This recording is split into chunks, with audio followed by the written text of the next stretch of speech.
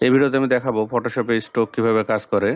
আমার এখানে একটা ইমেজ আছে, এই ইমেজের এই চারপাশে আমি স্ট্রোক ব্যবহার করব।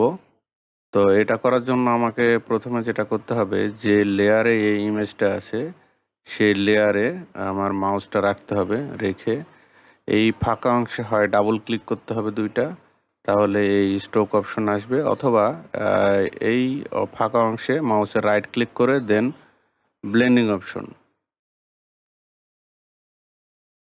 স্ট্রোক এই অপশনটাতে আসার পরে আমরা এখানে স্ট্রোকের যে ভিতরের অপশনগুলো আছে সেগুলো দেখতে পাবো। প্রথমে কালার, আমি কালার এখানে ইয়েলো সেট করে দিলাম। ওকে, ইয়েলো সেট করার সঙ্গে সঙ্গে দেখেন আমার এই যে এই পাশে কিন্তু স্ট্রোক চলে আসছে। স্ট্রোক এই যে আমি যখন সাইজ কমাচ্ছে বাড়াচ্ছি এই স্ট্রোকটা চলে আসছে। এখন স্ট্রোকের সাইজ আমি এরকম দিলাম। দেওয়ার পরে এর অপাসিটিটা কেমন আমি রাখতে চাই, এটা হালকা না খুব গাঢ় আকারে রাখতে চাই, এটা এখানে নির্ধারণ করে দিতে পারি। ওকে, এবং এই স্ট্রোকটা কোন দিকে চাই, সেন্টারে চাইলে সেন্টারে চলে আসবে, এরকম অনেক ইমেজের ক্ষেত্রে সেন্টারে আসবে। ইনসাইডে চাইলে ইনসাইডে আসবে এবং আউটসাইডে চাইলে আউটসাইডে আসবে।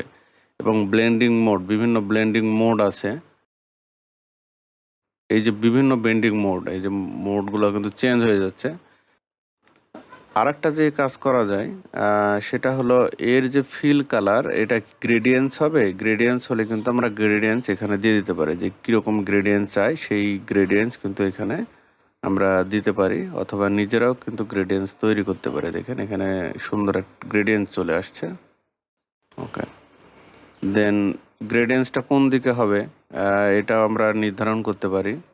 এর অ্যাঙ্গেলটা কোন দিকে হবে এটা এই দিকে আমরা নির্ধারণ করতে পারি। দেখেন এই যে এটা কিন্তু চেঞ্জ হচ্ছে, এই যে রেড এবং এই গ্রিন, এটা কিন্তু চেঞ্জ হচ্ছে অ্যাঙ্গেলটা।